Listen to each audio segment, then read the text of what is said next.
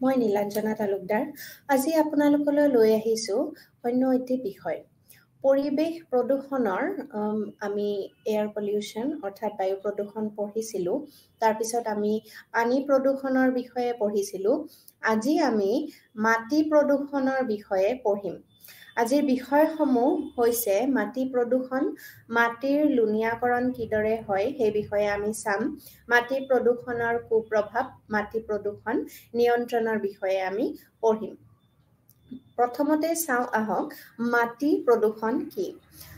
প্ৰথম কথা হৈছে যে মাটি কাক কয় মাটি হৈছে এটা ভৌতিক উপাদান আমাৰ পৃথিৱীত থকা উপাদান এটা আছে বায়টিক কম্পোনেন্ট আৰু এটা আছে এবায়টিক কম্পোনেন্ট বায়টিক কম্পোনেন্ট অৰ্থাৎ জীৱীয় উপাদান আৰু এবায়টিক কম্পোনেন্ট অৰ্থাৎ যিবোৰ জীৱীয় নহয় অজৈৱিক উপাদান এতিয়া পৃথিৱীখন গঠন হ'বলৈ আমাক এনে কিছুমান অজৈৱিক উপাদানৰ প্ৰয়োজন হয় যেনে মৌলিক উপাদানসমূহ হৈছে মাটি পানী আৰু বায়ু এই মাটি পানী আৰু বায়ু থকাৰ বাবে পৃথিৱীত মানুহ জীয়াই থাকিবলৈ মানুহ বা অন্য জীৱসমূহ জীয়াই থাকিবলৈ সক্ষম হৈছে গতিকে মাটি ইয়াৰে ভিতৰত এটা প্ৰধান উপাদান মাটিৰ গঠন কিদৰে হয় সেই বিষয়ে আমি বুজিব লাগিব প্ৰথম কথা মাটি হৈছে পৃথিৱীৰ উপৰিভাগৰ পাতল ঢিলা আৱৰণটোকে মাটি বোলা হয় মাটিৰ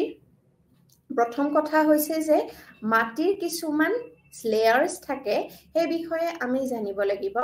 আৰু পৃথিৱীৰ তিনিটা মণ্ডল আমি জানো প্ৰথম উপৰিভাগটো ক্ৰাষ্ট বুলি কয় তাৰ পিছত আহে মেণ্টেল আৰু একেবাৰে ভিতৰত কোৰ এতিয়া যেটো ক্ৰাষ্ট বা লিথোস্ফিয়াৰ ওপৰত আমি লিথোস্ফিয়াৰ বুলি কওঁ স্থলমণ্ডল সেই স্থলমণ্ডলতে মাটি পোৱা যায় আৰু মাটি হৈছে পাতল ঢিলা আৱৰণটো উষ্ণতা পানী বৰফ আৰু বায়ুৰ সোঁতৰ প্ৰভাৱত আগ্নেয় শিল গেদীয় শিল আৰু ৰূপান্তৰিত শিল ক্ষয়ীভূত হৈ মাটিৰ সৃষ্টি হয় মাটিৰ সৃষ্টি কিদৰে হয় সেই বিষয়ে আমি জানিব লাগিব মাটি অতীতৰে পৰা পৃথিৱীত এনেদৰেই আছিল নে মাটিৰ সৃষ্টি বেলেগকৈ হৈছিলে আৰু মাটিৰ সৃষ্টি এতিয়াও হৈ আছে নেকি সেই বিষয়ে আমি জানিব লাগিব নিশ্চয়কৈ মাটিৰ সৃষ্টি হৈ থাকে কিন্তু এজন ব্যক্তিয়ে নিজৰ জীৱনকালত মাটিৰ সৃষ্টি দেখা নাপায় অৰ্থাৎ মাটি সৃষ্টি হ'বলৈ বহু লাখ বছৰৰ প্ৰয়োজন হ'ব পাৰে আৰু এই প্ৰসেসটো ইমানেই স্লো যে এটা জীৱিত কালত মানুহে এটা জীৱন কালত মাটিৰ সৃষ্টি হোৱাটো দেখিবলৈ সক্ষম নহয় কিন্তু এই বিষয়ে ৰিসাৰ্চাৰ্ছে ষ্টাডি কৰিছে আৰু ষ্টাডি কৰি উলিয়াইছে মাটিৰ কিদৰে ফৰ্মেশন হয় বা মাটিৰ গঠন কিদৰে মাটিৰ সৃষ্টি কিদৰে হয় আমি জানো যে ৰক বা শিলৰ তিনি ধৰণৰ টাইপস থাকে এটা হৈছে আগ্নেয় শিল অৰ্থাৎ ইগনিয়াছ ৰক আমি ইগনিয়াছ ৰক সেডিমেন্টাৰী ৰক মেটামৰফিক ৰক এই বিষয়ে আমি স্কুলত পঢ়িছিলো জিওগ্ৰাফিত আমি পঢ়িবলৈ পাওঁ এইবোৰ ইগনিয়াছ ৰক কিদৰে হয় যেটো ভলকানিক ইৰাপশন হয় লাভাৰ হৈতে মল্টেন লাভাৰ হৈতে এই সমূহ উলাই আহে এই মল্টেন লাভা সমূহ উলাই আহে আৰু বহু বছৰ পিছত ই লাহে লাহে যেতিয়া ক্ৰাষ্টত পৰেহি অৰ্থাৎ যেতিয়া স্থলমণ্ডলত ই উলাই আহে পৰে তাৰ পিছত ই লাহে লাহে কুল ডাউন হয় অৰ্থাৎ ঠাণ্ডা হয় ঠাণ্ডা হোৱাৰ পিছত লাহে লাহে ই গুট খাই শিলৰ আকৃতি লয় এনেদৰে ইগনিয়াছ ৰকৰ সৃষ্টি হয় বা আগ্নেয় শিলৰ সৃষ্টি হয় ঠিক তেনেদৰে গেদীয় শিল অৰ্থাৎ সেডিমেন্টাৰী ৰক আৰু ৰূপান্তৰিত শিল মেটামৰফিক ৰকৰ সৃষ্টি বেলেগ বেলেগ ধৰণে হয় এতিয়া মেটামৰফিক ৰকটো হৈছে এই ইগনিয়াছ ৰক আৰু সেডিমেন্টাৰী ৰকৰ একোটা মিশ্ৰণ এতিয়া আমি এই বিষয়ে নাযাওঁ যে শিলৰ সৃষ্টি কিদৰে হয় কিন্তু মাটিৰ সৃষ্টিৰ কথাটো এই শিলৰ সৃষ্টিৰ লগত জড়িত হৈ থাকে শিলবোৰ যেতিয়া ক্ষয়ীভূত হয় কিদৰে ক্ষয়ীভূত হয় সেয়া এটা ডাঙৰ প্ৰশ্ন এই শিলবোৰ ক্ষয় হোৱা মানুহে এটা জীৱনকালত দেখিবলৈ নাপায় শিলবোৰ ক্ষয় হোৱাৰ অন্যতম এটা কাৰণ হৈছে weathering of rocks বুলি কয় ইংৰাজীত weathering of rocks অৰ্থাৎ শিলৰ ক্ষয়ীভূত হয় কিদৰে হয় যেতিয়া খুব বেছি তীব্ৰ বেগত যেতিয়া বতাহ বলে এই উইণ্ড ভেলচিটি অৰ্থাৎ তীব্ৰ বেগী বতাহৰ কাৰণে শিলত খুন্দা মাৰে যেতিয়া এই শিলবোৰত লাহে লাহে ফাট মেলে এই শিলবোৰ লাহে লাহে গুৰি গুৰি হৈ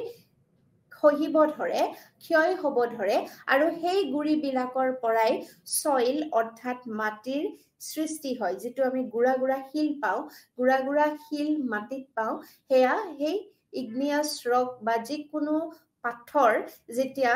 খুব বেছি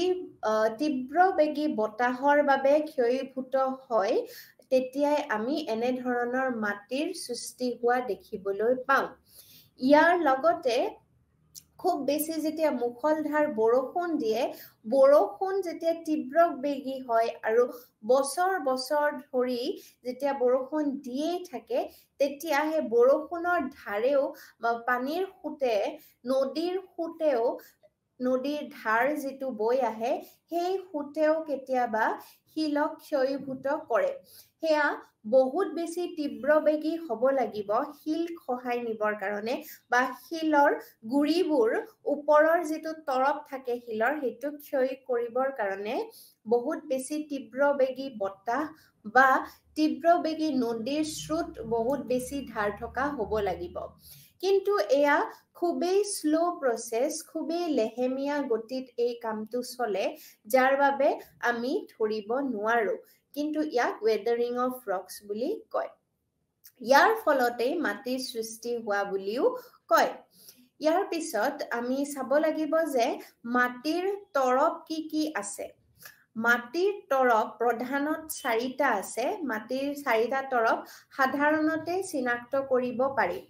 হেয়া আমি A horizon B horizon C horizon আৰু bedrock বুলি কওঁ অসমীয়াত তাক আমি এইদৰে বুজিব পাৰো একেবাৰে যেটো ওপৰৰ তৰপ এই ওপৰৰ তৰপটোত আমি কি দেখিবলৈ পাওঁ মাটিৰ যেটো ওপৰৰ তৰপ সেই তৰপটোতে আমি থাকো আমিবোৰ থাকো মাটিৰ ওপৰৰ তৰপটোত এই মাটিৰ ওপৰৰ তৰপটোতে গছবন হৈছে যাৰ বাবে আমি ইয়াত জীয়াই থাকিবলৈ সক্ষম হৈছো গতিকে আমি যদি চাওঁ মাটিৰ একেবাৰে ওপৰৰ তৰপটোত গছ-গছনি থাকে ইয়াৰ লগতে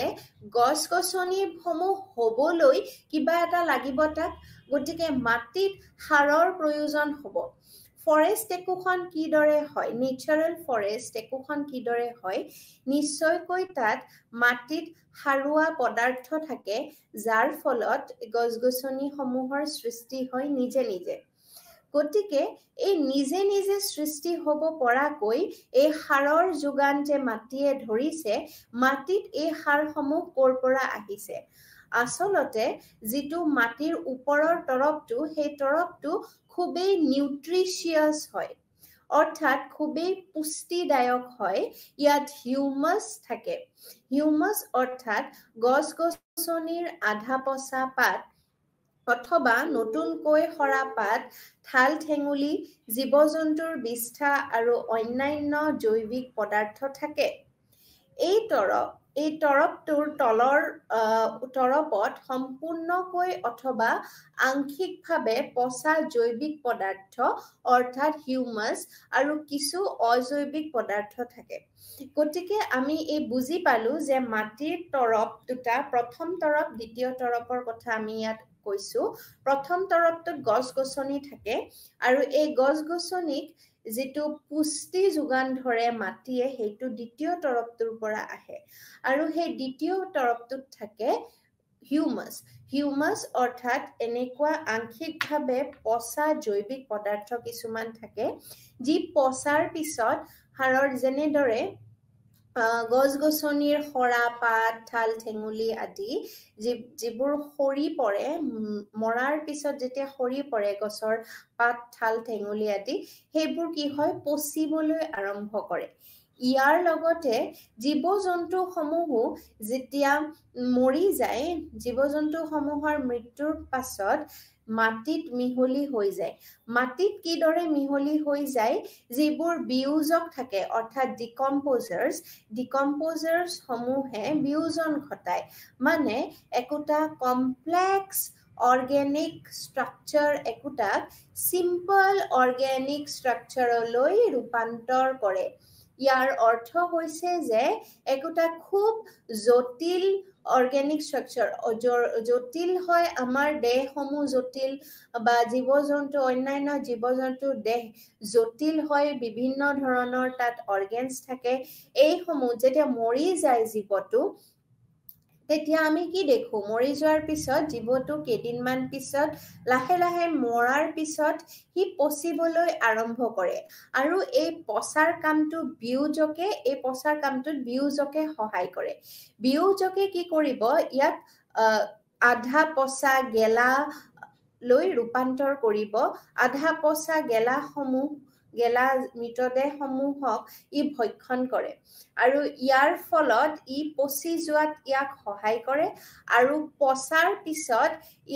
ই একেবাৰে যেতিয়া নাইকিয়া হৈ যোৱা আমি দেখা পাওঁ আমি যেতিয়া দেখো মৃতদেহ জীৱ-জন্তুৰ কেতিয়াবা ৰাস্তাই ঘাটে মৰি যেতিয়া পৰি থাকে কেইদিনমানলৈ মৃতদেহটো থাকে লাহে লাহে সি শুকাই যাবলৈ ধৰে পচি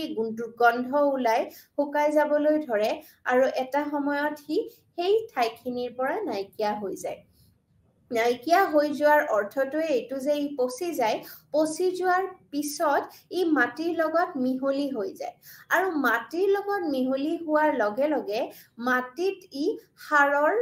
দৰে কাম কৰে যিটো নেচাৰেল ফাৰ্টিলাইজাৰ বা সাৰ প্ৰাকৃতিক সাৰৰ কাম কৰে আৰু ইয়ে গছ-গছনিক পুষ্টি যোগায় গতিকে আমি বুজি পালো যে মাটিৰ যি চাৰিটা তৰপ তাৰে প্ৰথম তৰপটোত আমিবোৰ য'ত থাকো সেই তৰপটোত আমি মাটি পাওঁ বালিয়া মাটিও বা বিভিন্ন ধৰণৰ মাটি পাওঁ সেই মাটিত গছ-গছনি সমূহো হয় আৰু এই গছ-গছনিক পুষ্টি যোগান ধৰিবলৈ মাটিৰ দ্বিতীয় তৰপটোত বা সেকেন্ড লেয়াৰটোত যিটো সেকেন্ড হৰাইজন যিটো এই মাটিৰ হৰাইজনটোত জৈৱিক পদাৰ্থ অৰ্থাৎ হিউমাছ থাকে আৰু কিছু অজৈৱিক পদাৰ্থও থাকে কিছুমান মিনাৰেলছ থাকে যিসমূহ পানীৰ জৰিয়তে গছ-গছনিৰ শিপাই টানি লৈ যায় আৰু গছ-গছনিৰ গ্ৰোথ বা গছ-গছনিৰ সাৰ্ভাইভেলৰ কাৰণে সুবিধা হয় তৃতীয় তৰপটোলৈ আহিছো প্ৰথম তৰপ দ্বিতীয় তৰপৰ বিষয়ে আমি পঢ়িলো এতিয়া তৃতীয় তৰপটো হৈছে উপভূমি বুলি কোৱা হয় সাবসয়েল বুলি কোৱা হয় আৰু উপভূমিৰ তলত থকা চতুৰ্থটো তৰপ গঠিত হৈছে পূৰ্বৰ শিলাখণ্ডৰ অপক্ষয় হৈ সৃষ্টি হোৱা শিলৰ গুৰিৰে ইয়াত এটা কথা মন কৰিবলগীয়া যে যিটো ওপৰৰ তৰপটোৰ যিটো প্ৰথম যিটো স্তৰ সেই তৰপৰ মাটিৰ ৰং সাধাৰণতে মুগা অথবা ক'লা বৰণৰ হয় যিটো দ্বিতীয় তৰপটো ক'লা বৰণৰ হয় কাৰণ তাত হিউমাছ থাকে পুষ্টি যিমানেই বেছি থাকিব সিমানেই মাটিৰ ৰংটো ক'লা হ'ব ইয়াৰ পিছতে তৃতীয় তৰপ সাবসয়েল আৰু একেবাৰে শেষত শিলাখণ্ডৰ অপক্ষয় ঘটি পেলাই সৃষ্টি হয় শিলৰ গুৰিৰে সৃষ্টি হোৱা উপভূমি তলত থাকে চতুৰ্থটো তৰপ যাক বেডৰক বুলিও কোৱা হয় তাত ডাঙৰ ডাঙৰ শিলাখণ্ড আদিও থাকে তলত আৰু এতিয়া আহিছো বাৰু মাটিৰ সৃষ্টি কিদৰে হয় থুলমূল কথাখিনি আমি জানিব লাগে সেই বিষয়ে আমি অলৰেডি আমি এতিয়া পঢ়িলো ইয়াৰ পিছত আমি মাটি প্ৰদূষণ কিদৰে ঘটে সেই বিষয়ে পঢ়িব লাগিব বা সেই বিষয়ে জনাটো উচিত মাটি প্ৰদূষণ কিদৰে হৈছে প্ৰথম কথা মাটি আগৰে পৰা পৃথিৱীৰ যেতিয়া সৃষ্টি হ'ল মাটিত সৃষ্টি হ'ল তাৰ পিছত মাটিত ধুনীয়াকৈ গছ-গছনি আছিলে লাহে লাহে জীৱ-জন্তু হ'ল জীৱ-জন্তু মানৱ সভ্যতা আগবাঢ়িলে কিন্তু ইয়াৰ লগে লগে যিদৰে মানুহে এয়াৰ পলিউশ্যন অৰ্থাৎ বায়ু প্ৰদূষণ বা পানী প্ৰদূষণৰ একোটা প্ৰধান কাৰক বায়ু প্ৰদূষণ বা পানী প্ৰদূষণ ঘটাৰ প্ৰধান কাৰক হিচাপে মানুহক চিনাক্ত কৰিব পাৰি ঠিক তেনেদৰে মাটি প্ৰদূষণৰ বাবেও মানুহেই জগৰীয়া মানুহে খেতি কৰিবলৈ শিকাৰ কালৰে পৰাই মাটিৰ অৱনমন অৰ্থাৎ ডিগ্ৰেডেশ্যন আৰম্ভ হৈছিল প্ৰযুক্তি ভিত্তিক সভ্যতাৰ অগ্ৰগতিৰ লগে লগে মাটিৰ প্ৰদূষণ ঘটিব ধৰিছে মানুহে যেতিয়া খেতি কৰিবলৈ আৰম্ভ কৰিলে তেতিয়াৰ পৰাই মাটিৰ অৱনমন ঘটিবলৈ ধৰে মাটিৰ ডিগ্ৰেডেশ্যন হোৱা আৰম্ভ হৈ যায় খেতি কৰিবলৈ মানুহে মাটি খান্দিবলৈ ললে খেতি নিশ্চয়কৈ খেতিৰ উৎপাদন হ'ল খেতিৰ চাহিদা বাঢ়িবলৈ ধৰিলে যেতিয়া জনসংখ্যা বৃদ্ধি হৈ গৈ আছে গতিকে খেতিৰ চাহিদাও খেতি উৎপাদনৰ চাহিদাও বৃদ্ধি হৈ গৈ আছে ইয়াৰ লগে লগে কি হৈছে মাটিৰ যেটো নেচাৰাল ফাৰ্টিলিটি হেতু লাহে লাহে ক্ষয় হৈ গৈ আছে তাৰ কাৰণসমূহ আমি নিশ্চয়কৈ ইয়াত পঢ়িম গতিকে প্ৰথমে আমি এই কথাটো মনত ৰাখিব লাগিব যে মানুহে খেতি কৰিবলৈ শিকাৰ পৰাই আচলতে মাটিৰ অৱনমন ঘটিবলৈ ধৰিছে আৰু ইয়াত উদগনি জগাইছে প্ৰযুক্তি ভিত্তিক সভ্যতাৰ অগ্ৰগতি যিমানেই হৈছে মাটিত হালৰ সলনি যিমানেই ট্ৰেক্টৰ ব্যৱহাৰ হৈছে মেচিনসমূহ যেতিয়াৰ পৰা ব্যৱহাৰ হৈছে তেতিয়াৰ পৰাই আৰু বেছি মাটিৰ প্ৰদূষণ ঘটা আৰম্ভ হৈছে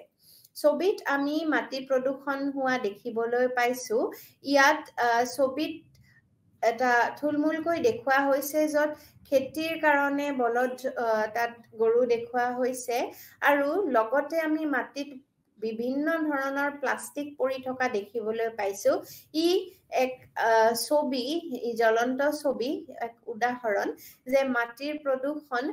খুব বেছি পৰিমাণে হৈ আছে যাক আমি আচলতে নেগলেক্ট কৰো বা মাটিৰ আমি বিশেষকৈ আমি বায়ু প্ৰদূষণ বা পানী প্ৰদূষণৰ কথা আমি জানো বিশেষকৈ বায়ু প্ৰদূষণৰ কথা আমি বেছিকৈ মনলৈ আহে কাৰণ বায়ু প্ৰদূষণৰ জৰিয়তে আমাৰ বিভিন্ন ধৰণৰ ৰোগ সহজে হ'বলৈ ধৰে যেনে আমাৰ স্বাস্থ্য আমাৰ শ্বাসজনিত ৰোগবোৰ বেছিকৈ হ'বলৈ ধৰিছে ইয়াৰ লগতে পানী প্ৰদূষণেও বিভিন্ন পেটৰ ৰোগ আদি কৰে গতিকে এই দুবিধক আমি বেছিকৈ এটা স্থান দিও যদিও মাটি প্ৰদূষণো কিন্তু আমাৰ স্বাস্থ্যৰ পক্ষে সমানে হানিকাৰক আৰু মাটি প্ৰদূষণ হলে আমাৰ যে সাৰ্ভাইভেলত প্ৰশ্ন উঠিব মানৱ সভ্যতাৰ সাৰ্ভাইভেলত প্ৰশ্ন উঠিব এই বিষয়ে হেতু এটা চিন্তনীয় বিষয় কাৰণ খেতি মাটিতে হয় আৰু মাটিৰ যেটো ফাৰ্টিলিটি বা মাটিৰ যেটো সাৰুৱা গুণ হেতু যদি নষ্ট হৈ যায় তেনেহলে মানুহে খাবলৈ মানুহৰ খোৱাৰ অভাৱ হ'ব খেতিৰ অভাৱত গতিকে মাটি প্ৰদূষণো সমানেই এটা খুবেই জৰুৰী বিষয় পঢ়িবলগীয়া আমি চাও আহক মাটিৰ প্ৰদূষণৰ কাৰণসমূহ কি প্ৰথম কথা প্ৰত্যেক বস্তুতে যিহেতু মানৱৰ ইয়াত হাত আছে গতিকে আমি প্ৰথমতে ঘৰুৱা আৱৰ্জনাৰ পৰাই আৰম্ভ কৰিব লাগিব ঘৰুৱা আৱৰ্জনাত কি আহে নানা প্ৰকাৰৰ ঘৰুৱা আৱৰ্জনা যেনে জাবৰ-জোথৰ পেলনীয়া প্লাষ্টিক কাঁচৰ টুকুৰা ধাতুৰ পাত্ৰ কাগজ ফটা কাপোৰ ৰং আদিৰ পৰা মাটিৰ প্ৰদূষণ ঘটে মানুহ আৰু আন জীৱ-জন্তুৰ শৌচ প্ৰস্ৰাৱত থকা ভাইৰাছ বেক্টেৰিয়া আদি অনুজীৱও মাটি প্ৰদূষণ ঘটাৰ আন এটা কাৰণ ঘৰুৱা আৱৰ্জনা আমি যিদৰে ঘৰৰ বাহিৰত পেলাই দিও যিদৰে নলাৰে সিৱেজ ওৱাটাৰ অৰ্থাৎ লেতেৰা পানী গৈ যিদৰে নদীত পৰে গৈ ঠিক তেনেদৰে আমি যেতিয়া ঘৰুৱা আৱৰ্জনাসমূহ ঘৰৰ পৰা উলিয়াই নি বাহিৰত ৰাস্তাত পেলাই দিওঁ তেতিয়া তেনে জাবৰ জোথৰৰ মাজত বিশেষকৈ আমাৰ প্লাষ্টিক থাকে যিটো নন বায়োডিগ্ৰেডেবল হয় অৰ্থাৎ সি খুব কোনো পধ্যেই সি নাইকিয়া হৈ নাযায় সি মাটিত এবাৰ পেলোৱাৰ পিছত সি তাতে বহু বছৰ ধৰি সি থাকি যাব পাৰে গতিকে পেলনীয়া প্লাষ্টিকটো আটাইতকৈ ভয়ংকৰ হয় পলিথিন বা প্লাষ্টিক সেয়া মাটি প্ৰদূষণৰ বাবে মাটি প্ৰদূষণেই হওক পানী প্ৰদূষণেই হওক সকলোৰে বাবে প্লাষ্টিক যেটো হেতু খুবেই প্লাষ্টিক জাতীয় যিমান সামগ্ৰী আছে সেয়া খুবেই ক্ষতিকাৰক ইয়াৰ লগতে কাঁচৰ টুকুৰা ধাতুৰ পাত্ৰ কাগজ ফটা কাপোৰ ৰং আদিৰ পৰাও মাটি প্ৰদূষণ হয় যিবোৰ আমি বিচাৰ নকৰাকৈ ৰাস্তাত পেলাই দিওঁ আমাৰ ঘৰৰ আৱৰ্জনাসমূহ ঘৰৰ পৰা মুঠৰ ওপৰত বাহিৰত দলিয়াই পেলাব পাৰিলেই আমাৰ শান্তি গতিকে ঘৰুৱা আৱৰ্জনাৰ পৰা আটাইতকৈ বেছি মাটি প্ৰদূষণ ঘটে আমি যিহেতু পানী প্ৰদূষণ আদি আগতে ডিসকাস কৰিছো ঘৰুৱা আৱৰ্জনাসমূহ তাৰ বাবেও সমানেই জগৰীয়া গতিকে মাটি আমি এতিয়া solely অকল মাটি প্ৰদূষণৰ বিষয়ে যেহেতু পঢ়িম গতিকে ইয়াতে নাম্বাৰ 1 বা টপ মোষ্টত থাকিব ঘৰুৱা আৱৰ্জনা ইয়াৰ পিছতে মানুহ বা এনেকুৱা এতিয়াও ঠাই আছে য'ত মানুহে শৌচ প্ৰস্ৰাৱ বাহিৰত কৰে আমাৰ ভাৰতবৰ্ষতে এনেকুৱা ভিতৰুৱা অঞ্চল আছে য'ত মানুহে এনে কামবোৰ কৰে ইয়াৰ লগতে জীৱ-জন্তুৰ শৌচ প্ৰস্ৰাৱত যিবোৰ ভাইৰাছ বেক্টেৰিয়া আদি অনুজীৱ এই সমূহেও মাটি প্ৰদূষণ ঘটায় আৰু মাটিৰ লগতে মাটি প্ৰদূষণৰ লগতে সেই সমূহ ঠাইৰে যেতিয়া মানুহ খুজকাৰি যায় মানুহৰ দেহলেও এনে ধৰণৰ বেমাৰবোৰ বিয়পিব পাৰে ইয়াৰ উপৰি ঔদ্যোগিক আৱৰ্জনা আছে ঔদ্যোগিক আৱৰ্জনা কৰ পৰা ওলাই বিভিন্ন শিল্প উদ্যোগৰ পৰা নিৰ্গত হোৱা আৱৰ্জনা ৰাসায়নিক দ্ৰব্য আদিয়ে মাটি প্ৰদূষিত কৰে আমি জানো বিভিন্ন ধৰণৰ শিল্প উদ্যোগ আছে কাগজ কল আছে কাপোৰ কাৰখানা আছে যিকোনো প্লাষ্টিক কাৰখানা আছে কাৰখানা গ্লাস ফ্যাক্টৰি থাকিব বিভিন্ন ধৰণৰ উদ্যোগ কাগজ কল এসমূহ বিভিন্ন ধৰণৰ উদ্যোগ ভাৰতবৰ্ষত আছে প্ৰতিখন চহৰত আছে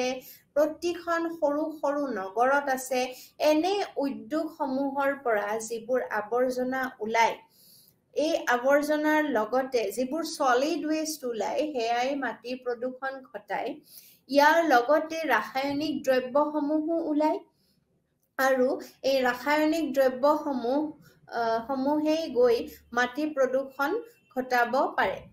আমি জানো যে বিভিন্ন ধৰণৰ উদ্যোগ আমাৰ ইয়াতে আমাৰ অসমৰ কথাই যদি ধৰি লওঁ আমাৰ গুৱাহাটীৰ কথাও যদি ধৰো তেনেহলে গুৱাহাটীতে এনেকুৱা আৰু অন্যান্য টাউনসমূহত গোটেই অসমখনৰ প্ৰত্যেকখন ডিস্ট্ৰিক্টতে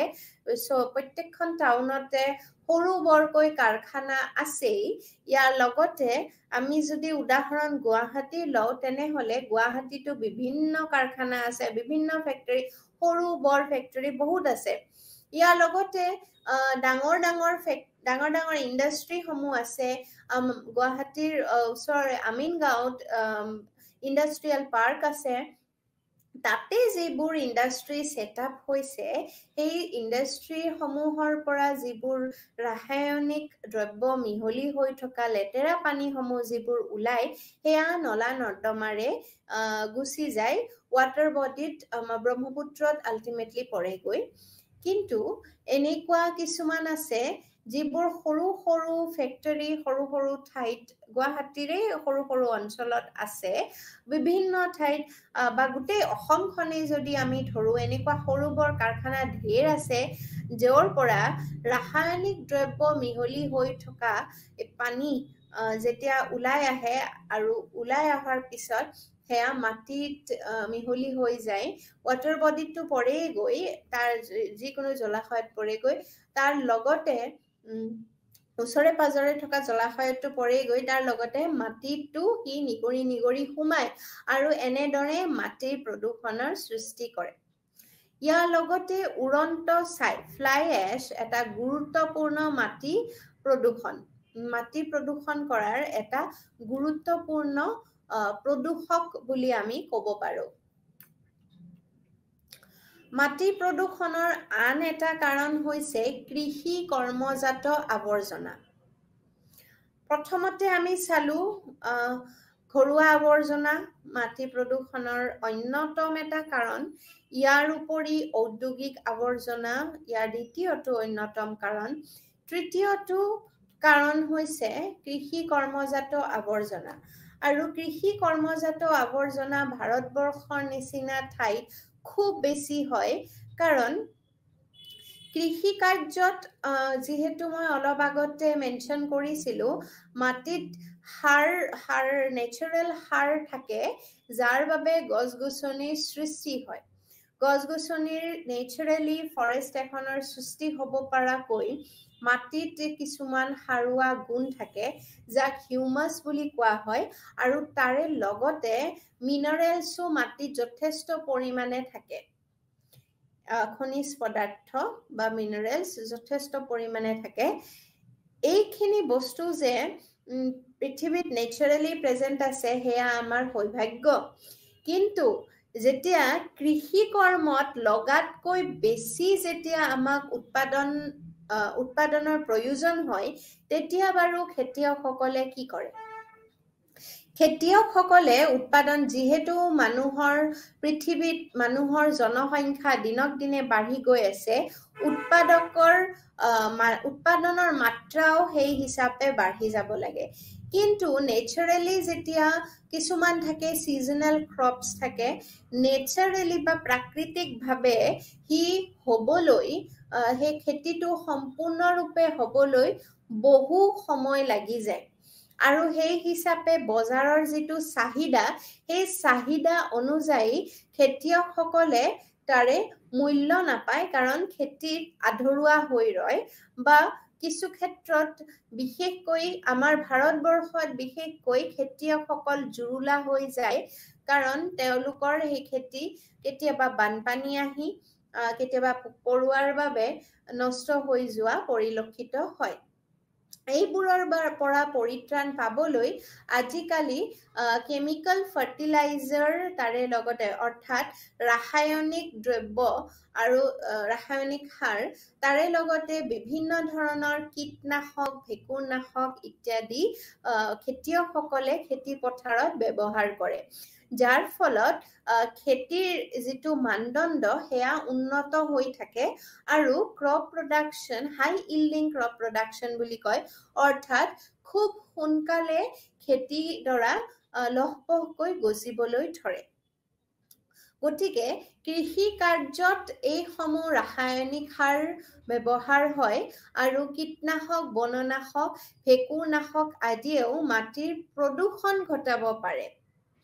এই যে ব্যৱহাৰ হোৱা ৰাসায়নিক সাৰ কীটনাশক বননাশক আদি ব্যৱহাৰ কৰা হয় হিয়ে কিদৰে মাটিৰ প্ৰদূষণ ঘটায় সেই বিষয়ে আমি জানিব লাগিব প্ৰথম কথা হৈছে যে খেতিয়কসমূহে কি কৰে যেতিয়া এই সমূহ সাৰ যেতিয়া ছটিয়াব লগা হয় এই সাৰ ছটিয়াব লাগিলে সাৰৰ এটা ৰেঞ্জ থাকে যে ইমান ইউনিট ইমান ৰেঞ্জতহে সাৰ প্ৰয়োগ কৰিব লাগে কিন্তু আমাৰ খেতিয়কসকলে কি কৰে মুঠি মাৰি লৈ ছটিয়াই দিয়ে বা স্প্ৰেয়াৰ লৈ ছটিয়াই দিয়ে বিশেষকৈ কীটনাশক বননাশক অৰ্থাৎ পেষ্টিচাইড আদি কি কৰে স্প্ৰে মৰাৰ ফলত যিমান প্লান্টছ আছে যিমান খেতি আছে সেই খেতিত সেইখিনি পৰিল ঠিকে আছে কিন্তু লগাতকৈ বেছি তাত গ'ল লগাতকৈ বেছি কৃষি ভূমিত যেতিয়া তাৰে লগতে যেতিয়া ৰাসায়নিক সাৰসমূহ ছটিয়াই দিব মুঠিকৈ যেতিয়া ছটিয়াই দিব লগাতকৈ বেছি তাত সেই সাৰসমূহ পৰেগৈ সেই মাটিত বাকিখিনি যিখিনি প্ৰয়োজন নহয় গছ-গছনিয়ে যিখিনি ল'ব লাগে বা খেতিত যিখিনি লাগে সেইখিনি লোৱাৰ পিছত যেতিয়া মাটিত বাকিখিনি ৰৈ যায় সেইখিনি কি হ'বগৈ এটাটো হয় জল প্ৰদূষণ কৰিব গৈ হে ইৰিগেশ্যন ৱাটাৰৰ লগত গৈ পেলাই ওচৰৰ জলাশয়ত পৰিব গৈ আৰু নহয়তো হেয়া মাটিত মিহলি হৈ যাব মাটিয়ে শুহি ল'ব এনে কৰাৰ ফলত মাটিৰ দিনক দিনে যিটো গুণাগুণ তাৰ নেচাৰেল ফাৰ্টিলাইজাৰ বুলি যেটো কয় মাটিৰ যেটো গুণাগুণ হেতু লাহে লাহে কমি যায় আৰু এটা সময়ত তাত খেতি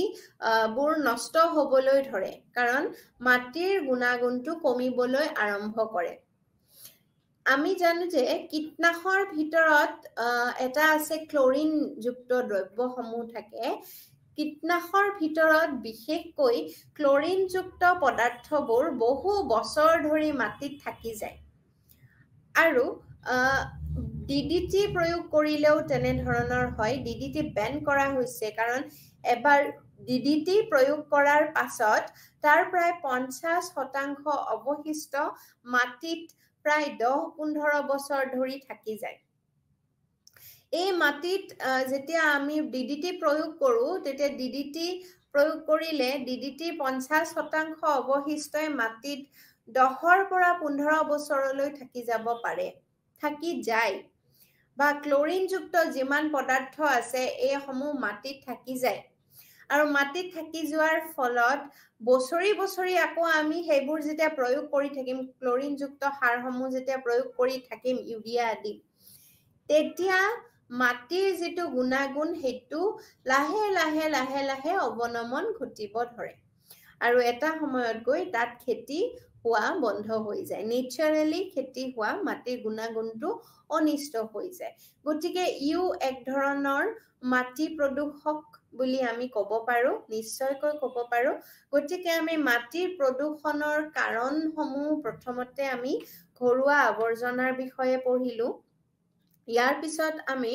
ঔদ্যোগিক আৱৰ্জনাৰ বিষয়ে পঢ়িলো ইয়াৰ পিছত আমি কৃষি কৰ্মজাত আৱৰ্জনাৰ বিষয়ে পঢ়িলো কৃষি কৰ্মজাত আৱৰ্জনাত এই যে ডিডিটিৰ কথা উল্লেখ কৰিছো ই মাটিত বহু বছৰ ধৰি মিহলি হৈ থাকে বহু বছৰলৈ ইয়াৰ পৰা আঁতৰি নাযায় আৰু মিহলি হৈ থাকি যেতিয়া এই মাটিৰ লগতে মাটিত যেতিয়া নিগৰি নিগৰি সোমাই তাৰ পৰা গৈ আকৌ ওচৰৰ জলাশয়টো পৰেগৈ আৰু জলাশয়ত পৰাৰ ফলত সেই জলাশয়ৰ যিবোৰ অৰ্গেনিজমছ একুৱেটিক অৰ্গেনিজম থাকে সেই উদ্ভিদ হওক বা যিকোনো জীৱসমূহ সেই দেহলৈ এই ডিডিটি বিয়পি যাব পাৰে আৰু সেই সৰু মাছ আদি যেতিয়া আকৌ বগলী চৰাই এই ধৰণৰ চৰাইবোৰে যেতিয়া খায় সেই চৰাইৰ দেহলৈ এই ডিডিটি বিয়পি যাব পাৰে আৰু এইটোক বায়োমেগনিফিকেশ্যন বুলি কোৱা হয় আৰু এনেদৰে বিয়পি যোৱাৰ ফলত সেই চৰাইটোৰ তাত মস্তিষ্ক বা তাৰ যেটো ৰিপ্ৰডাক্টিভ এবিলিটি এবিলাকত যথেষ্ট ক্ষতি কৰে গতিকে কৃষি কৰ্মজাত আৱৰ্জনাই অকল যে মাটি প্ৰদূষণেই কৰে তেনে কথা নহয় এই ডিডিটি সমূহ বা ক্লোৰিন যুক্ত যিমান পদাৰ্থ আছে মাটি প্ৰদূষণৰ লগতে এনে ধৰণৰ এই ডিডিটি যেতিয়া অৰ্গেনিজমছ বা যিকোনো চৰাই আদিৰ দেহলৈ যেতিয়া বিয়পি যায় তেতিয়াও তাৰো এই চৰাইসমূহৰো বহুতখিনি অসুবিধা হয় বা বহুতখিনি হিহতি এই চৰাই আদি বা যিকোনো জীৱ-জন্তু যেতিয়া দেহলৈ ডিডিটি বিয়পি যায় বিশেষকৈ চৰাই হিহতৰ যেটো প্ৰজনন কৰা ক্ষমতা হেতু কমিবলৈ ধৰে আৰু হিহতৰ মস্তিষ্কটো আঘাত হয় ইয়াৰ পিছত ইয়াৰ আগতে আমি যেতিয়া পানী প্ৰদূষণৰ বিষয়ে পঢ়িছিলো তেতিয়া আমি তাত এটা কথা উল্লেখ কৰিছিলো ইউট্ৰফিকেশনৰ কথা এই মাটিৰ প্ৰদূষণৰ ফলতো ইউট্ৰফিকেশন ঘটিব পাৰে মাটিত যেতিয়া ফসফৰাছ নাইট্ৰজেন নাইট্ৰফসফেট নাইট্ৰেট আদি সাৰৰ লগত যেতিয়া প্ৰয়োগ কৰা হয় ইউৰিয়া আদি প্ৰয়োগ কৰা হয় খেতি পথাৰত ই গৈও আল্টিমেটলি গৈ ওচৰৰ জলাশয়ত পৰেগৈ আৰু তাৰ পিছত এই জলাশয়ত যিবোৰ মাছ কাছ আদি থাকে সিহঁতি ভক্ষণ কৰে আৰু সেই মাছ কাছ আদিত যেতিয়া মাৰ্কাৰী মাৰ্কাৰী যেতিয়া বেছি হয় তেতিয়া কৈছিলো যে এবিধ ৰোগ হয় কেডমিয়ামৰ ফলতো এবিধ ৰোগ হয় ইটাই নামৰ বেমাৰ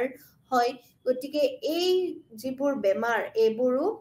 এই মাটি প্ৰদূষণৰ লগত জড়িত হৈ আছে ইউট্ৰোফিকেশন যেটো অতি পুষ্টিকৰণ বুলি কোৱা হয় পানীৰ অতি পুষ্টিকৰণ ইও এই মাটিৰ লগতে জড়িত হৈ আছে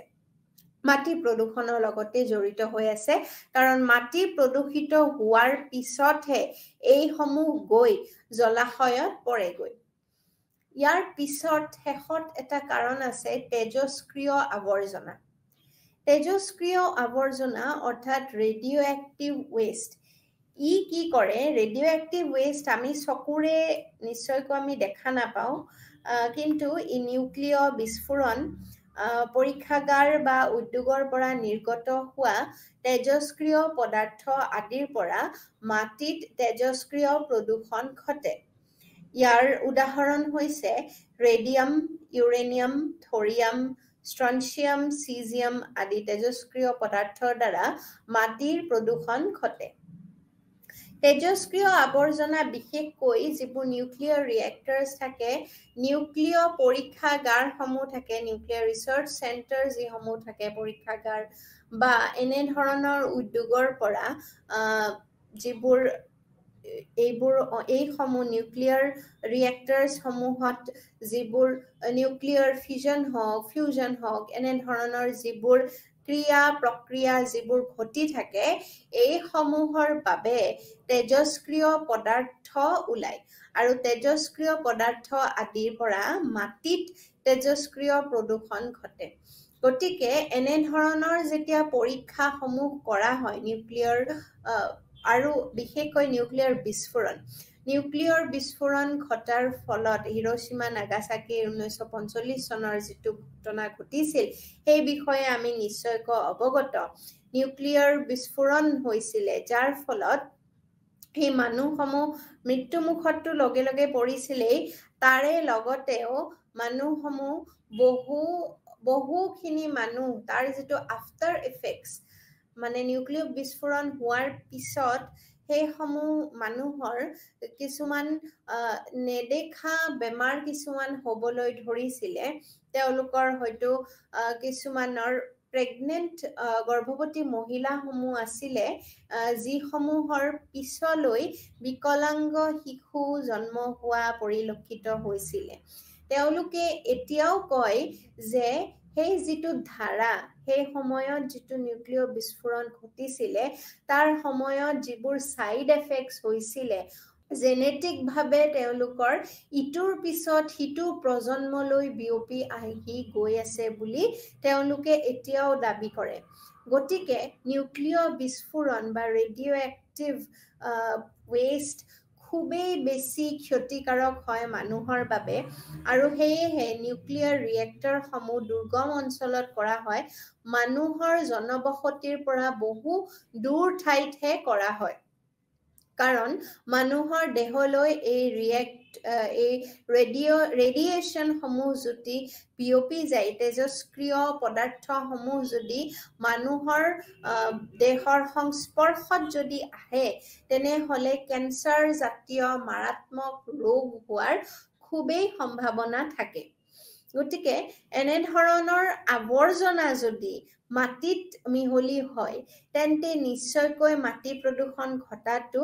একেবাৰেই স্বাভাৱিক কথা গতিকে ৰেডিয়াম ইউৰেনিয়াম থৰিয়াম এই সমূহ হৈছে এক্সাম্পল যিবোৰ তেজস্ক্ৰিয় পদাৰ্থৰ কিছুমান উদাহৰণ যিয়ে মাটি প্ৰদূষণ ঘটায় ছবিৰ সহায়ত আমি বুজাবলৈ যত্ন কৰিম যে সয়েল পলিউশন অৰ্থাৎ মাটি প্ৰদূষণ কি কাৰণে হ'ব পাৰে ছবিত দেখুওৱা হৈছে প্ৰথম ওপৰৰ ভাগত ইৰোশন দেখুওৱা হৈছে অৰ্থাৎ সয়েল ইৰোশন মাটিৰ যিটো তৰপ ইৰোশন অৰ্থাৎ ক্ষয় হৈ যোৱা মাটিৰ ক্ষয়ীকৰণ বুলি কোৱা হয় মাটিৰ যিটো ওপৰৰ লেয়াৰ সেইটো লাহে লাহে ক্ষয় হৈ গৈ থাকে ইয়াৰ বিভিন্ন কাৰণ থাকে এটাটো হৈছে যে যেতিয়া মুখলধাৰ বৰষুণ দিয়ে মুখলধাৰ বৰষুণ দিয়াৰ ফলত মাটিৰ ওপৰৰ লেয়াৰটো ক্ষয় হৈ গৈ থাকে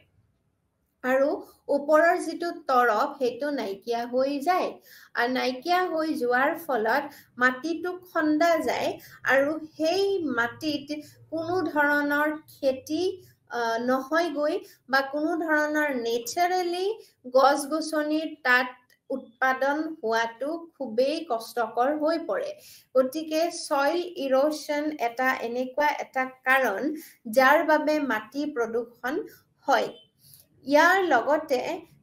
মাইনিংৰ কথা আহি পৰিছে মাইনিং আমি সকলোৱে জানো কয়লা আদি যিবোৰ মাইন কৰা হয় মাইনিং ইয়াৰ ফলত মাটি খন্দা হয় আৰু মাটি খান্দুতে মাটিৰ লগত এইসমূহ বিভিন্ন ধৰণৰ পদাৰ্থসমূহ মিহলি হৈ থাকে এইবোৰ এটাটো হৈছে এনেকুৱা অঞ্চলত কিছুমান ৰেডিঅ' এক্টিভ ৱেষ্টটো থাকিব পাৰে তেজস্ক্ৰিয় পদাৰ্থও থাকিব পাৰে মাইনিং কৰাৰ সময়ত মাটি যেতিয়া খন্দা হয় সেই সময়ত এই ৰেডিঅ' এক্টিভ ৱেষ্টসমূহ তাৰ পৰা নিৰ্গত হ'ব পাৰে আৰু সেই অঞ্চলটো দূষিত কৰিব পাৰে লগতে মাটি প্ৰদূষণো ঘটাব পাৰে এই মাইনিংৰ পৰা এই অঞ্চলৰ পৰা যেতিয়া মাটিৰ লগত পানী মিহলি বৰষুণ দিলে পানী সেই পানী ক'লা ক'লা হৈ থাকে দেখিলেই গম পায় সেই পানী মিহলি হৈ গৈ ওচৰৰ জলাশয়ত পৰেগৈ এইদৰে মাটি প্ৰদূষণ ঘটিব পাৰে মাইনিংৰ দ্বাৰা তাৰ পিছত এগ্ৰিকালচাৰ আহিছে এগ্ৰিকালচাৰৰ কথা আমি জানো এগ্ৰিকালচাৰৰ কথা অলপ আগতে কোৱা হৈছিলে কৃষিজাত কৰ্মজাত আৱৰ্জনা এই বিষয়ে আমি অলৰেডি আমি ডিসকাস কৰিছো ইয়াতে কি হয় বিশেষকৈ ৰাসায়নিক সাৰ তাৰে লগতে যিবোৰ কীটনাশক বননাশক ভেঁকুৰনাশক আদি ব্যৱহাৰ কৰা হয় ইয়াৰ ফলত মাটি প্ৰদূষণ ঘটে ইয়াৰ উপৰিও হাউসহোল্ড ওয়েষ্ট যেটো আমি ঘৰুৱা আৱৰ্জনাৰ বিষয়ে আমি আলোচনা কৰিছিলো প্ৰথম যেটো প্ৰধান মাটি প্ৰদূষণৰ কাৰণ হিচাপে আমি চিনাক্ত কৰিছিলো হেয়া হৈছে ঘৰুৱা আৱৰ্জনা গতিকে এই হাউসহোল্ড ওয়েষ্টৰ ফলতে মাটি প্ৰদূষণ ঘটিব পাৰে মানুহে বিভিন্ন ধৰণৰ জাবৰ বিশেষকৈ প্লাষ্টিকৰ কাৰণে মাটি প্ৰদূষণ বেছিকৈ হয় এই ছবিত যদি আমি ভালদৰে যদি মন কৰো ইয়াতো প্লাষ্টিক দেখুৱা হৈছে তলৰ খণ্ডত বিশেষকৈ মাটিত প্লাষ্টিক আৱৰ্জনাসমূহ ভৰি পৰিছে আৰু প্লাষ্টিক এনেকুৱা হয় যি বায়োডিগ্ৰেডেবল একেবাৰে নহয় পচি নাযায় ই মিহলি হৈ নাযায় মাটিৰ লগত নাইকিয়া হৈ নাযায় গতিকে ইয়ে বহুত বেছি প্লাষ্টিকে বহুত বেছি মাটি প্ৰদূষণ ঘটাব পাৰে আৰু প্লাষ্টিক এনেকুৱা এটা ঘৰুৱা আৱৰ্জনা যেটো আমাৰ প্ৰত্যেকখন ঘৰৰ পৰাই ওলায় ইয়াৰ পৰা পৰিত্ৰাণ পোৱাৰ কি উপায় আছে এই প্লাষ্টিক ঘৰুৱা আৱৰ্জনাৰ লগতে প্লাষ্টিক বুলি বিশেষকৈ তাত উল্লেখ কৰা হৈছে ছবিত প্লাষ্টিক আৱৰ্জনাই মাটি প্ৰদূষণ নকৰিবলৈ আসলতে কি কৰিব লাগে হেয়া হৈছে আমি ওয়েষ্ট ম্যানেজমেন্টত ভালদৰে পঢ়িম যেতিয়া আমি সলিড ওয়েষ্ট ম্যানেজমেন্টৰ বিষয়ে আলোচনা কৰিম তেতিয়া আমি পঢ়িম আসলতে এই জাবৰসমূহ যিবোৰ এটা হৈছে ভিজা জাবৰ এটা হৈছে শুকান জাবৰ ড্ৰাই ওয়েষ্ট আৰু ওয়েট ওয়েষ্ট এই দুই ভাগত বিভক্ত কৰি ল'ব লাগে আৰু এই প্লাষ্টিকসমূহ ড্ৰাই ওয়েষ্টত যাব যিবোৰ আসলতে বায়োডিগ্ৰেডেবল একেবাৰে নহয় নন বায়োডিগ্ৰেডেবল হয় আৰু যিসমূহ শাক-পাচলিৰ বাকলি শাক-সবজি বাকলি ইত্যাদি যিবোৰ থাকে ৰৈ যোৱা খাদ্য যিবোৰ পচিব পাৰে সেইবোৰ সেপাৰেট কৰিব লাগে আৰু এইবোৰ ডিসপোজ কৰাৰ এটা বেলেগ পদ্ধতি থাকে লেণ্ডফিল বুলি কোৱা হয় সেই বিষয়ে আমি পিছলৈ আলোচনা কৰিম যেতিয়া আমি ওয়েষ্ট ম্যানেজমেন্ট পঢ়িম গতিকে এইকিটা হৈছে সয়েল পলিউশন বা মাটি প্ৰদূষণৰ প্ৰধানতম কাৰণ প্ৰথমতে হৈছে মাটিৰ ক্ষয়ীকৰণ তাৰ পিছত খেতি তাৰ পিছত ঘৰুৱা আৱৰ্জনা বিশেষকৈ প্লাষ্টিক আৰু মাইনিং মাটিৰ লুণীয়াকৰণৰ বিষয়ে জানি লওঁ আহক। মাটিৰ লুণীয়াকৰণ কাক কয়? মাটিত দ্ৰৱণীয় লৱণৰ গাঢ়তা বৃদ্ধি হোৱাটোকে লুণীয়াকৰণ বোলা হয়। এতিয়া লুণীয়াকৰণ বা চেলাইনাইজেশ্যন অফ সইল, চেলাইনাইজেশ্যন অফ সইলটো এক ধৰণৰ মাটি প্ৰদূষণতে পৰে। সেয়েহে আমি মাটিৰ লুণীয়াকৰণৰ বিষয়ে পঢ়িব লাগে। মাটিত দ্ৰৱণীয় লৱণৰ যেতিয়া গাঢ়তা বৃদ্ধি হয় তেতিয়াই মাটিত লুণীয়াকৰণ হোৱা বুলি কয়। ইয়াৰ ফলত মাটিৰ উৰ্বৰতা বিনষ্ট হৈ শস্যৰ উৎপাদন কমি যায়। তলত উল্লেখ কৰা কাৰণত মাটিৰ লৱণতা বৃদ্ধি পায়। এতিয়া আমি চাই লৈছো আহক মাটিৰ যিটো দ্ৰৱণীয় লৱণতা সেইটো বৃদ্ধি হোৱাৰ আচলতে কাৰণসমূহ কি হ'ব পাৰে? মাটিৰ অতিৰিক্ত পানীভাগ ওলাই যাবৰ বাবে উপযুক্ত ব্যৱস্থা নাথাকিলে জলসিঞ্চনৰ পানীত বা বানপানীত দ্ৰৱীভূত হৈ থকা লৱণ মাটিত জমা হৈ লুণীয়াকৰণ ঘটিব পাৰে। চেলাইনাইজেশ্যন অফ ৱাটাৰ, চল্টি ৱাটাৰৰ বিষয়ে আমি জানো। বিশেষকৈ সাগৰীয় পানী, সেইবোৰ মেৰাইন ৱাটাৰ বা সাগৰীয় পানী, সেয়া চল্টি হয়, নিমখীয়া হয়, লৱণযুক্ত হয়। মাটিৰ লুণীয়াকৰণৰ বিষয়ে আমি কিমানেই জানো। মাটিৰ লুণীয়াকৰণ কিহৰ বাবে হয়? প্ৰথম কথা হৈছে যে মাটিৰ যিটো অতিৰিক্ত পানীভাগ থাকে সেই পানীভাগ ওলাই যাবৰ বাবে উপযুক্ত ব্যৱস্থা যেতিয়া নাথাকে। খেতি পথাৰত আমি বিভিন্ন ধৰণৰ খেতি পথাৰত আমি পানী প্ৰয়োগ কৰোঁ। সেই পানীৰ লগতে মিনাৰেল কিছুমান তাত ইউজ কৰা হয় খেতিৰ প্ৰডাকশ্যনটো বাঢ়িবৰ কাৰণে। আৰু সেই জলসিঞ্চনৰ যিটো পানী, এই জলসিঞ্চনৰ পানীত বিভিন্ন ধৰণৰ লৱণযুক্ত মিনাৰেল বা লৱণযুক্ত খনিজ পদাৰ্থ আচলতে মিহলি হৈ থাকে বা সেই পানী দ্ৰৱীভূত হৈ থাকে। সেই দ্ৰৱীভূত হৈ থকা লৱণ মাটিত জমা হৈ লুণীয়াকৰণ ঘটাব পাৰে। গতিকে আমি আকৌ এই কথাটো মনত কৰিব লাগিব যে কৃষি কৰ্মজাত যিটো আৱৰ্জনা সেইটোৱে কি প্ৰকাৰত মাটিৰ লুণীয়াকৰণ বা মাটিৰ প্ৰদূষণ ঘটায়। প্ৰথম কথাটো হৈছে যে তাত যেতিয়া ব্যৱহাৰ কৰা হয় বিভিন্ন ধৰণৰ সাৰ, ৰাসায়নিক সাৰ ব্যৱহাৰ কৰা হয়। তাৰে লগতে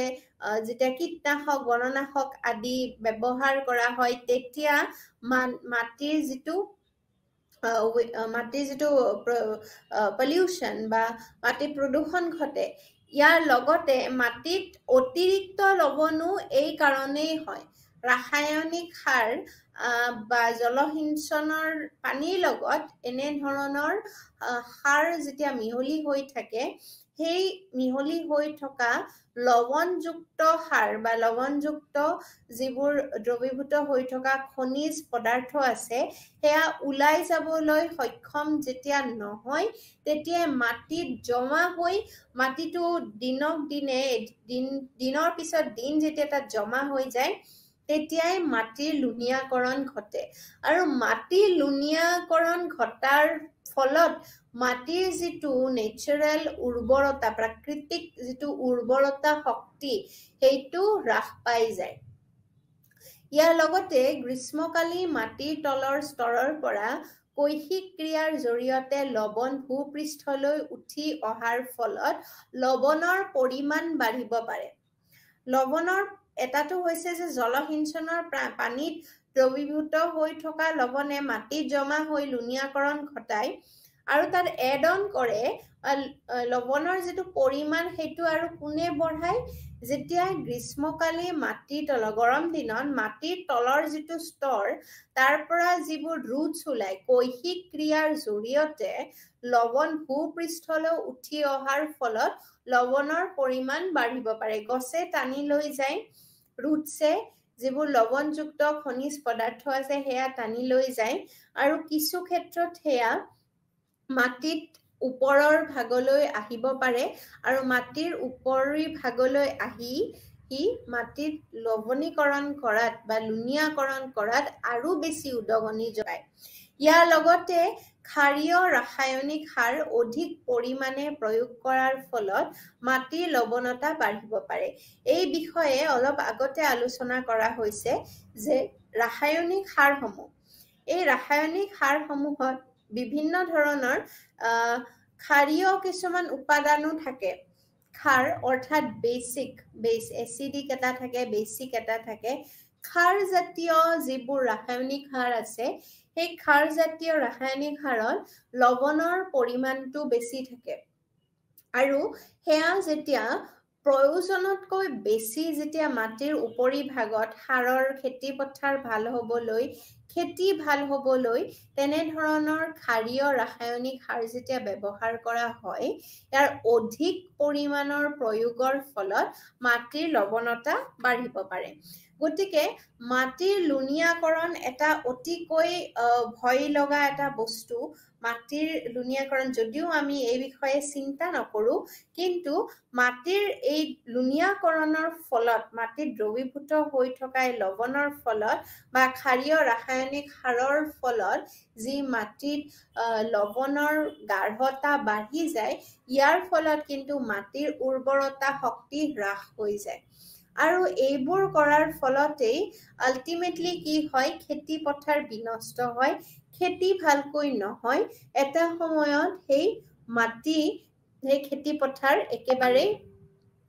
উৰ্বৰতা একেবাৰেই তাৰ হ্ৰাস হৈ যায়, উৰ্বৰতা নাইকিয়া হৈ যায় আৰু তাত খেতি কৰাটো সম্ভৱপৰ নহয়। এইদৰে যদি মানুহৰ মাটিৰ যিটো পৰিমাণ সেইটো কমি কমি গৈ থাকে, তেনেহ'লে এখন দেশত দুৰ্ভিক্ষ হোৱাটো স্বাভাৱিক কথা। গতিকে মাটি যদি বেছটোৱে যদি নাথাকে, তেনেহ'লে মানুহৰ অস্তিত্ব ক'ত থাকিব? ইয়াৰ লগতে আমি এতিয়া পঢ়িব লাগিব মাটি প্ৰদূষণৰ কুপ্ৰভাৱৰ বিষয়ে। মাটি প্ৰদূষণ হ'লেনো আমি যিদৰে কৈছিলোঁ, উল্লেখ কৰা হৈছে যে বায়ু প্ৰদূষণ, পানী প্ৰদূষণ, চকুত লগা ধৰণৰ প্ৰদূষণ। আমি জানো যে বায়ু প্ৰদূষণ হ'লে আমাৰ স্বাস্থ্যৰ ক্ষতি হ'ব পাৰে, পানী প্ৰদূষণ হ'লেও আমাৰ স্বাস্থ্যৰ ক্ষতি হ'ব পাৰে। মাটি প্ৰদূষণৰ ক্ষেত্ৰত কি কি হ'ব পাৰে? মাটি প্ৰদূষণৰ কুপ্ৰভাৱসমূহে আমাক কিদৰে, আমি যিহেতু মানুহ, আচলতে আমি যিবোৰ পঢ়ি আছো বা যি বিষয়ে আমি ষ্টাডি কৰি আছো, আল্টিমেটলি মানুহৰ সভ্যতাটো বাচি থকাৰে এটা আহিলা, মানুহে যি বিষয়ে নপঢ়ক কিয়। গতিকে মাটি প্ৰদূষণৰ যি বিষয়ে জ্ঞান নলওক কিয়, মানুহ জাতিটো জীয়াই থাকিবলৈ এইসমূহ নতুন নতুন উদ্ভাৱন কৰি থাকে। গতিকে মাটি প্ৰদূষণৰ কুপ্ৰভাৱৰ বিষয়েও জনাটো অতিকৈ প্ৰয়োজনীয়। মাটি প্ৰদূষণৰ দ্বাৰা কি হয়? প্ৰদূষণৰ দ্বাৰা মাটিৰ স্বাভাৱিক গুণ আৰু উৰ্বৰতা ক্ষতিগ্ৰস্ত হয়। এই বিষয়ে আমি ভালদৰে জানিলোঁ। মাটিৰ যিটো স্বাভাৱিক গুণ আৰু উৰ্বৰতা, ইয়াৰ ফলতে এই মাটি প্ৰদূষণৰ ফলতে ক্ষতিগ্ৰস্ত হয় বুলি আমি জানিলোঁ। এতিয়া